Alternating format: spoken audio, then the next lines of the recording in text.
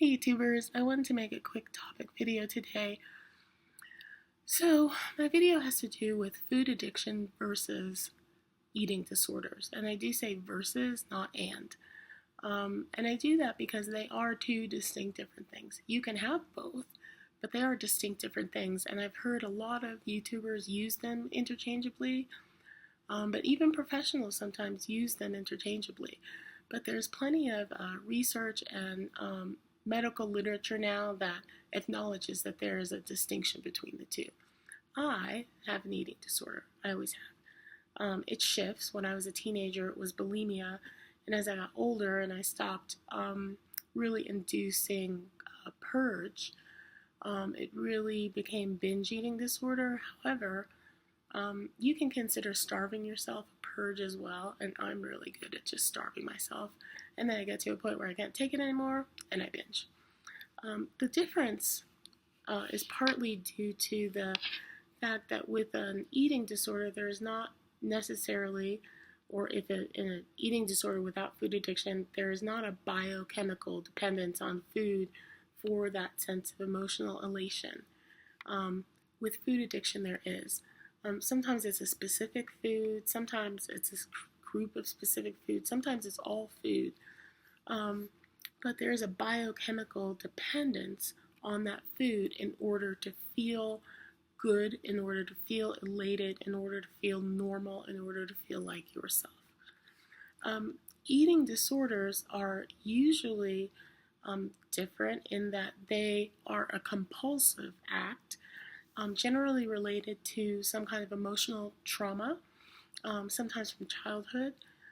What they find in eating disorders is once the patient is psychologically treated, usually the disorder abates and basically goes into remission.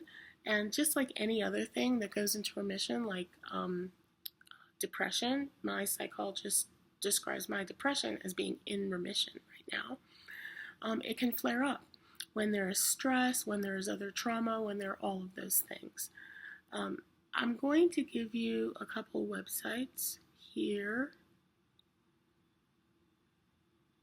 and then another one here, where you can get a little bit more information about those things. The other thing about my eating disorder is that while I'm a binge eater, I'm also a grazer. So I will binge, but I don't binge all at once. I can binge over the course of the day.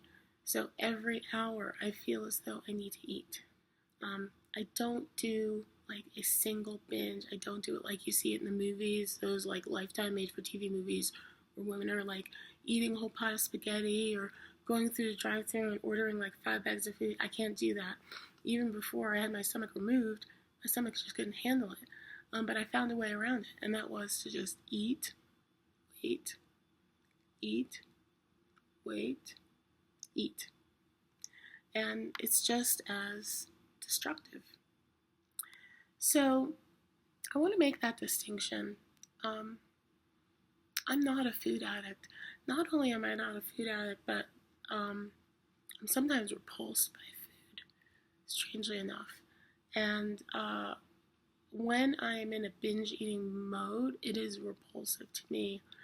I have almost no foods that I feel like I can't do without. I just don't care. And when I binge on like whatever's available that I happen to be okay with. You know, it could be fiber bars, it could be protein bars, it could be a lot of things. But I don't feel any kind of dependence on the thing. It is the act of eating that I go to, not the food. But while my purging stopped, my binging didn't stop.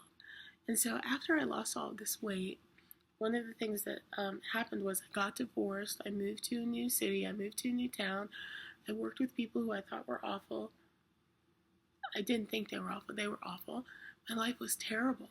And I struggled those first few years to maintain, but what I was really doing was starving myself. So while I was maintaining, or I thought I was maintaining between 2006 and 2009, I was starving myself. So it was like a 3-year long purge. I mean, I can remember days where I only ate Swedish fish Yeah, Swedish fish and coffee.